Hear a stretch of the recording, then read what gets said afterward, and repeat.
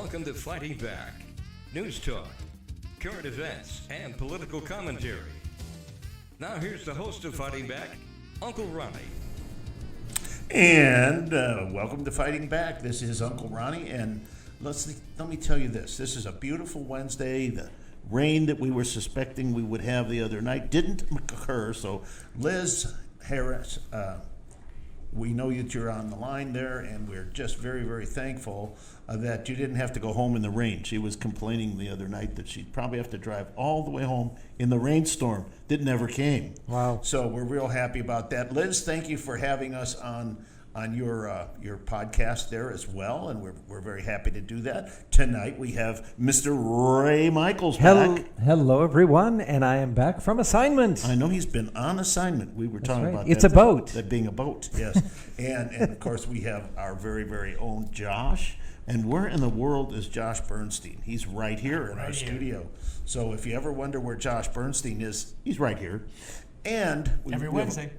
Every Wednesday, and we have a lot of news going on. There's a lot going on with the audit. There's a lot going on in the country right now. We're probably bucking up against the President of the United States. If you can call Mr. Biden the President of the United States, he's got some kind of... I think he's acting president. Yeah. Acting. And so we want to do that. But first of all, we want to thank you for listening. We want to encourage you to comment on this show, write your feelings, write your thoughts, what you'd like to see, what you don't want to see, and we would encourage you too to go back to some of our other shows that we have done. We've done one Monday night with Martin. Yes. And a lot of the shows are breaking. We break the news right here. Yeah. And this one was phenomenal. It was about the COVID thing, and I think he knocked that one out of the park. So I'd encourage you all to look at that. And in the meantime, we're here, and we're going to talk about some news that just happened yesterday, I believe. And that is, when we were here Monday, we were telling everybody that there was a judge, Martin, that had the case that the Democrats filed and trying to stop the Arizona audit. And this man had some credentials. He was appointed by Janet Napolitano, a Democrat. He was also worked for the predecessor to Perkins Coie, which is a Democrat, very, very strong Democrat, and they've sent tons of lawyers here. I mean, what is it, almost 70? 75. 75 lawyers? Can you imagine that? There's more people working on the case than there are working on the audit. You know, I'm curious, Josh, I don't know if you know this. What is their average hourly rate for 75 lawyers? Probably $300 an hour, maybe more. Oh, that's cheap. Idea. Early $500 on, I believe that Katie Hobbs had some attorneys, and they were being paid $1,500 an hour, I believe. Well, if they're coming from D.C., from the district cesspool, I would assume they would be high dollar. Well, here's the good news. We were under the impression that this Judge Martin might have made some errors in judgment and tried to stop the audit from going on.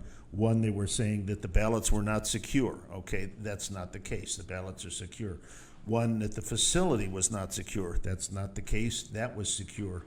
Everything is running perfectly, and that's what the judge findings were.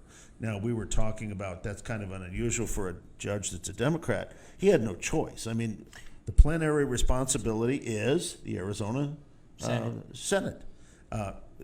Guess who's running the audit? The Arizona Senate. I mean, exactly. Even a child could have come up with this decision, but we do thank the good judge that he did use some good judgment. Yeah, that's why he's called a judge. So, Josh, what other options could the judge have taken? I mean, when you think about, we like the verdict that he did, but were there some other options that he could have taken? I mean, it's really hard to say because, the Arizona Senate has the right, the plenary power, the constitutional right to do exactly what they're doing. Judge Thomason gave that right in his decision previously. But more than anything else, I mean, you're talking about abuse of power, separation of powers here. And to be quite honest, if the left keeps doing this, we ought to countersue against them for malicious prosecution, obstruction, interference into this type of case here. So I think there's a lot of things that they are treading on thin water, on thin ice here. So I think ultimately the bottom line is the Senate should be able to complete this entire audit by May 14th, and it should be done basically interrupted. And it shouldn't be interrupted because, again, they don't have a legal standing. Let's get back to that standing, right? The left likes to throw around standing. Oh, we can't look at, these cases because of standing. Well, guess what, lefties? You don't have any standing, okay?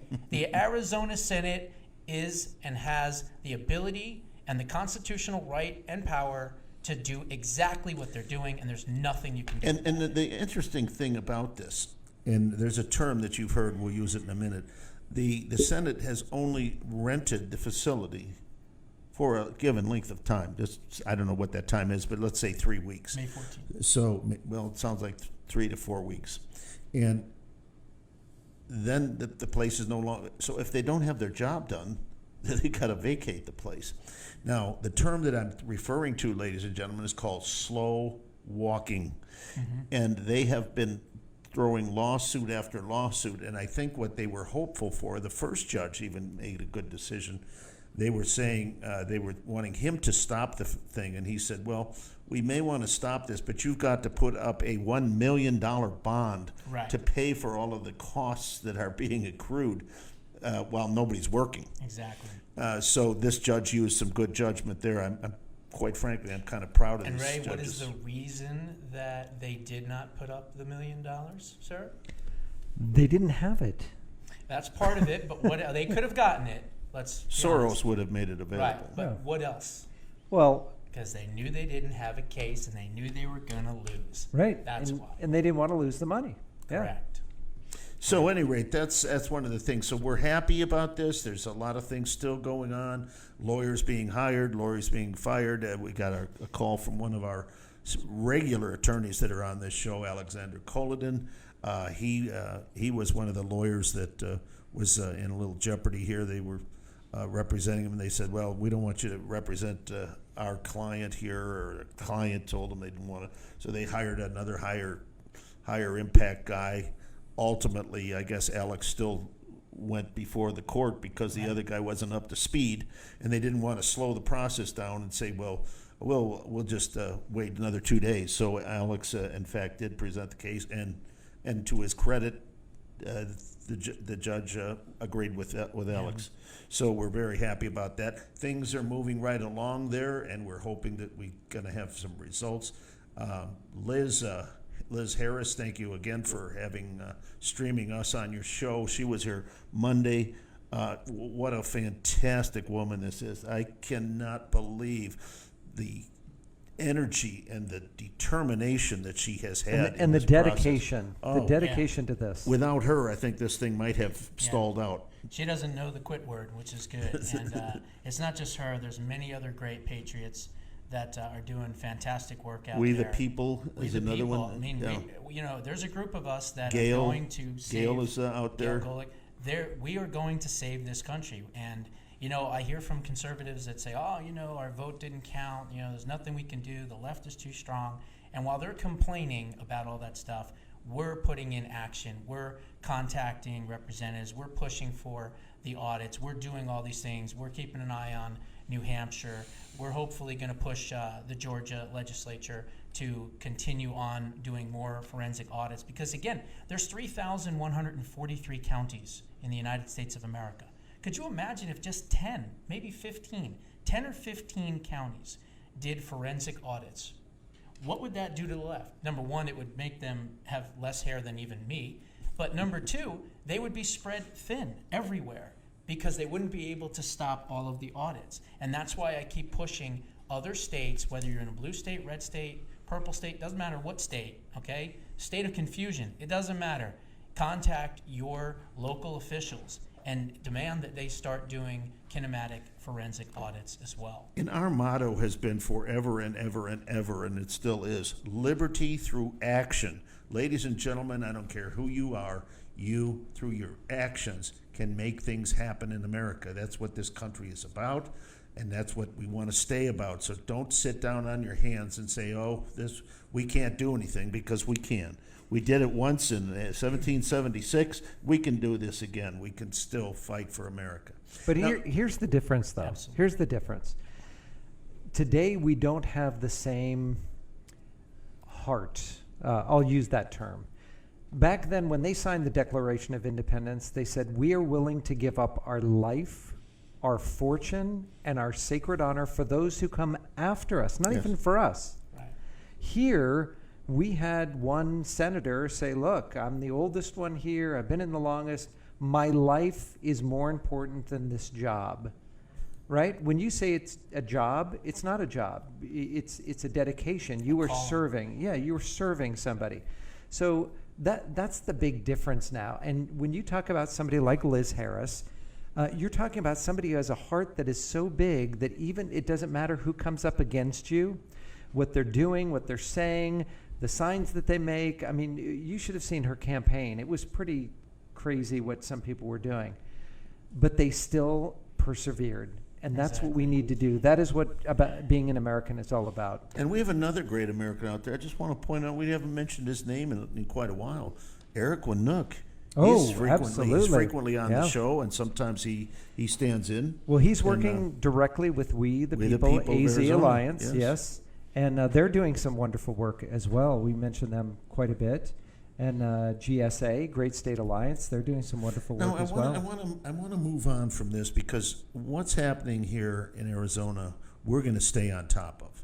And I encourage those of you that are watching from other states, please stay on top of your state, but say a prayer for what's going on here and in New Hampshire and other places like Georgia. I believe Michigan is now back into play.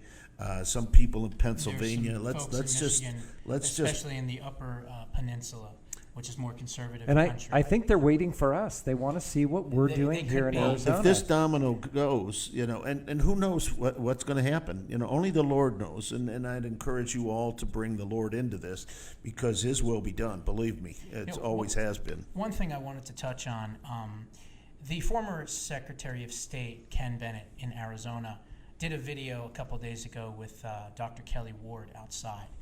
And I took issue with one of the things that he said, because he said that this is not going to change the results of the past. It's just going to be for moving forward. Well, I vehemently disagree with that. I believe you can walk and chew gum at the same time, number one. Number two, you can concentrate on fixing things now for 2022 and 2024. But to say that we couldn't go back in time and possibly remove Dementia Joe from the White House is just not right. It's just not true. Because if the information that's going to come out, and the forensic audits, there's been over 100,000 ballots already that have been looked upon and been checked through. So assuming that we see the types of results, if not even worse, than what we saw in Antrim County, Michigan, and then New Hampshire comes through and they have the same types of results, and then we can get Georgia and other states to do the same thing, we can then have a collective class action criminal conspiracy case that we would then bring against the administration, the fraudulent administration. And at that point, there are fixes to that. Perhaps, you do an appeal to the Supreme Court. Maybe they take the case, maybe they don't.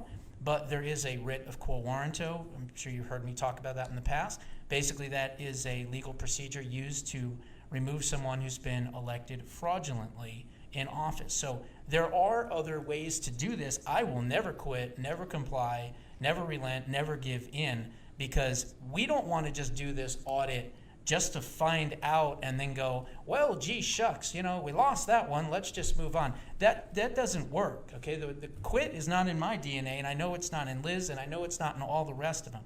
And yeah, we would be up against it, of course, but why would we ever want to stop? We want to get this guy removed because we all know and believe that he's not there legally. Yes. Now, there's other news, and this is terrible because it looks like retribution would go to the victors here so far, and that is, and Josh, if you'd report on this, the Giuliani situation is a terrible situation, and it seems to be going on with many of the people that were big Trump supporters in this case. Yeah, I mean, Rudy Giuliani, I'm sure many folks know, great attorney, excellent patriot, one of the most well-respected litigators, prosecutors, if you will, in probably American history. I mean, the guy took down the 5 families pretty much solely by himself. But he did represent President Trump in many of these law cases. And very outspoken about it. And he's very outspoken. Yep. And so they went and they did a Roger Stone type of raid, basically at about 6 a.m. in the morning. They went into his personal apartment and his business, and they raided it. They had a search warrant. And this is something that the SDNY, the Southern District of New York, which, by the way, Rudy Giuliani was a prosecutor for, okay, a district attorney for way back when. But that's neither here nor there. So even though they know him and he worked with them, they were trying for months, for many, many months to do this. And the Trump Department of Justice said, no way, we're not going to let it go. Well, here comes Merrick Garland, right, the illegitimate Department of Justice Attorney General of the United States, and he goes, green light time, folks, go get him. And, all I can say is Rudy Giuliani is a very smart man, and if they honestly think that Rudy Giuliani doesn't have copies of everything that they have taken, well, then they're going to be on the short end of that stick for sure. Well, when you think about the law and somebody who is so highly educated as Mayor Giuliani, wouldn't you think that they would come to him and just request the information? Was there another? I guess my point is, was there another alternative than banging on his door at 6 a.m. with a warrant that was signed by a judge to come in and confiscate his possessions? Was there another option? If you're a human being and you have empathy and moral value, absolutely. Yes, Mr. Giuliani, we want you to come in. You can bring your attorney, whatever. We're going to work this out. No, this is bash down the door, 9 to 10 agents scaring everybody's, to wits at 6 a.m. because it's a power trip. That's what this is. This is this out-of-control Department of Injustice that is going after anybody that stood up against them and represented President Trump. So Sydney and Lynn, you may not want to answer your door or maybe take a nice vacation because it's possible you could be next. And what I would ask everybody to do is read some history Yeah. books about how World War II started, especially in Germany, before it was Nazi Germany, and see how many people's rights were trampled by the government and the people in the brown shirts. Just a good little primer. I'm curious because you mentioned Roger Stone. With his, they called up some of the local news stations and said, this is what we're going to do, so that they were there filming it. Did the same thing happen with Mayor Giuliani? I don't know. Okay. I can't say I don't know whether that either. that is the case or not. Because I wouldn't put it past them. I mean, it doesn't make any sense, but I guess it's good news. It's good news. It's good reporting. Hey, anything to take off from the fact that the Arizona audit is going through. They can't stop it. We need a distraction. We need a diversion. I know. Let's go after Rudy Giuliani. Okay. And by the way, Victoria Tunsing as well. They didn't go in and confiscate all her stuff. They just asked for her cell phone and she gave it to them. So, Joe DeGeneva and all that, there are a couple, they also represented President Trump. So that's why I keep saying that anyone that represented President Trump possibly could get a visit here pretty soon. Ron, you had mentioned that that the Supreme Court, things mostly end up at the Supreme Court, but they talk about standing. Right. They talk about, we don't know if we want to hear it. It's totally up to us. But there is a case now in the Supreme Court, and we have a special guest. We do, and we've kind of teased a little bit about this because she has been gone after by quite a number of people, and we have her on the line right now. She's going to be our newsmaker coming right up here, and that's Staci Burk. And she has a case before the Supreme Court that I believe the Supreme Court is to issue an opinion on April 30th, which is Friday, just 2 days from now. Welcome to the show, Staci. Hi, Ron. Thanks for having me. Well, we're glad to have you here, and you're quite the fighter too. You've got a history of being I won't say a troublemaker, but there's a picture of you on the screen, and you're wearing this beautiful oxygenizer here through your nose. I hope you're past that stage now. Well, I have a medical condition that I use oxygen, but it doesn't stop me from fighting. So I've been on oxygen. I think everybody needs to have a little of that oxygen that, So- that you're breathing. So, Staci, if you can, please, just bring everybody up to speed. Tell us when this happened, what you want to do, how it pertains to what's going on today. Just give us a little update for our viewers. Sure. I want to give a shout out though to Liz Harris and her group for fighting and doing all that they're doing. I mean, it's just so awesome, all of the patriots that are out there going door to door, and I'm really appreciative of all the. I think they're all cheering right now in their home as they're watching this. They're, yay, we were. That is a remarkable team of people. And they're all yeah. volunteers. All It's so volunteers. true. Amazing. And the Great 48, I was part of the initial founding group with Great 48 and worked with them through the summer, and then in August planned on kind of pulling back, which I did, to go to do law school, and then I ended up getting in this election challenge when things happened in November. So what happened in November? I have the pulmonary hypertension, the lung condition, and a friend in that group called and said there was a whistleblower in Seattle who worked at this Seattle FedEx facility, and she was a supervisor, and there were thousands of ballots that had come through her facility that were traveling as a ghost shipment, meaning they were triple beeping and they were not processed through the USPS. And so she had been, and so this entire shipment that came in, she loaded it onto the flight bound for Memphis, which would then go to areas like Pennsylvania, Georgia, North Carolina. And it was just really suspicious to her. She had worked the last election, and her FedEx facility only received local mail, local Seattle mail. So to get this volume and have it triple beeping was really suspicious to her. So she tried to call DOJ, FBI, and wasn't getting a call back. So she reached out to her cousin in my lung condition group, and who then reached out to me, connected her to me.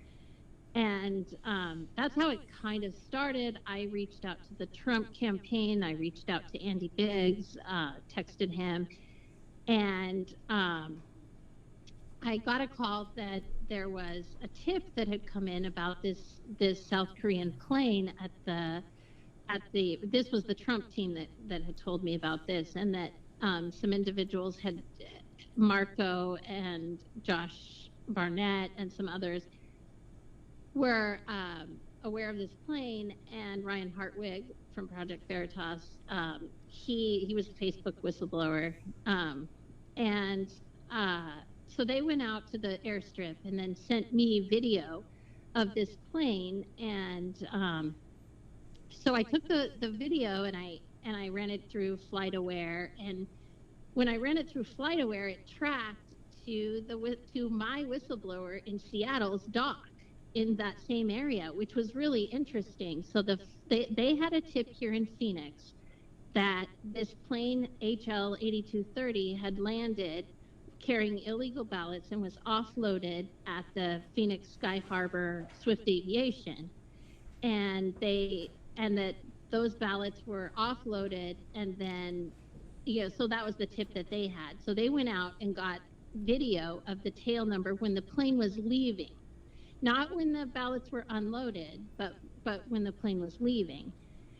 And so we were able to track that tail number, and coincidentally, it went to my whistleblower's area. And that was significant because at SeaTac, the airstrip in Seattle, the whole area was behind the same secure line. And the whistleblower had said, there's only 4 people that work the FedEx dock there in Seattle. And so there's not a lot of people that would know or see what was going on behind the scenes, where this was like a national security area. So it was pretty significant that she was trying to report this and didn't get any response, especially because there's not a lot of whistleblowers that would see things like that. So that the South Korean airplane landed there at Hanjin Global on this in the same tarmac area. And again, they wouldn't have to leave that secure area to go out to be able to transfer those ballots from that dock over to her dock. It was all the same secure area, so there'd be no reference or going in and out or movement. Now, has this all been documented and with a sworn testimony? It has. It has. I was actually listed as a witness in Sidney Powell's case that Alex Collin had done. For the Arizona case, I was the Jane Doe witness. I think it was number 16. I'm not sure. It just says Jane Doe witness will testify about planes or something like that. So yeah, I was listed as a witness in Sidney's case. I'd been in touch with Sidney since Sidney and General Flynn since, like, I want to say around probably before the election was certified, or right around the certification. I can't remember the exact date when we talked. Sidney had reached out to call, and so what had happened after that, after we found that, kind of word got out that we had video of a plane at Sky Harbor and ballots, and just tidbits of information got out. And so this individual, Scott Koch, had heard that I had video of guys on the tarmac unloading ballots off of a plane, and video of the guys on the tarmac, and as well as a FedEx whistleblower that had witnessed things. And so he got those tidbits of information. He was mistaken on what actual evidence I had of him and his activities, because he thought that I had video of him and his guys unloading the ballots off of the plane that he was involved in, and video at the FedEx in Phoenix where he was involved. So he came to me to sort of tell me that there could be an accident or a suicide, a staged suicide, or arrest on false charges, or discredited in some other way if I didn't stop gathering evidence that couldn't be changed. And and eventually he gave me my kids' addresses, my adult kids. I have a couple grandkids, and but when he came to me, and I realized and there's kind of some backstory to what to how we ended up making contact, but